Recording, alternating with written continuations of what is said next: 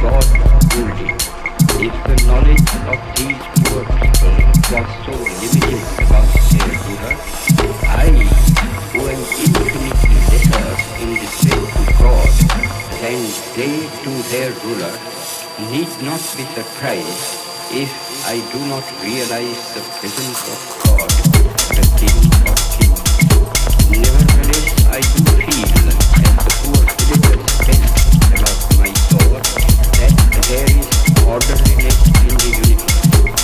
There is an unalterable law governing everything and every being that exists or lives. It is not a blind law, for no blind law can govern the conduct of living beings.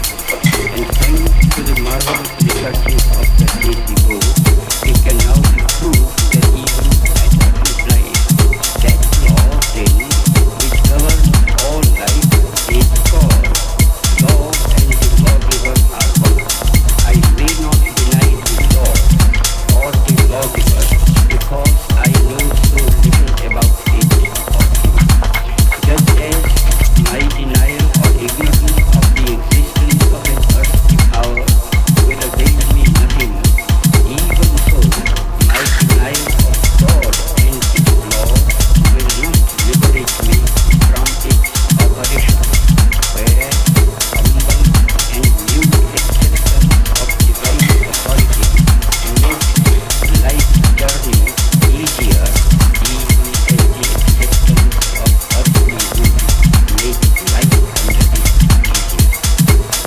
I do dimly perceive that while everything around me is ever changing, ever dying, there is underlying all that change a living power that is changeless, that holds all together, that creates, dissolves, and recreates. For I can see that in the midst of death, life persists. In the midst of untruth, truth persists. In the midst of darkness, light persists. Hence I gather that God is light, truth, light, is love. He is the supreme good. But He is no God who merely satisfies the intellect if He ever does. God, to be God, must do the heart and transform it. He must express Himself in every smallest act of His rotary. This can only be done through a definite realization more real than the five senses can ever produce. Sense perception can be and often are false and deceptive, however real they may appear to us. Where there is realization outside the senses, it is infallible.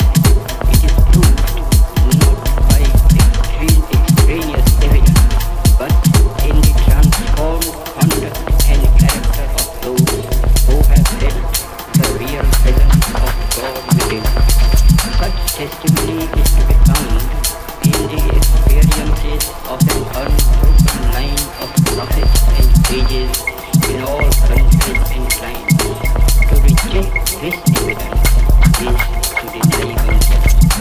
This realization is preceded by an immovable faith. He who would, in his own person, test the fact of God's presence can do so by a living faith. And since faith itself cannot be proved by extraneous evidence, the safest course is to believe in the moral government of the world, and therefore in the supremacy of the moral law, the law of truth and love. Exercise of faith will be the safest where there is a clear determination, summarily, to reject all that is contrary to truth and love. I confess that I have no argument to convince through reason. Faith transcends reason. All that I can advise is not to attempt the impossible.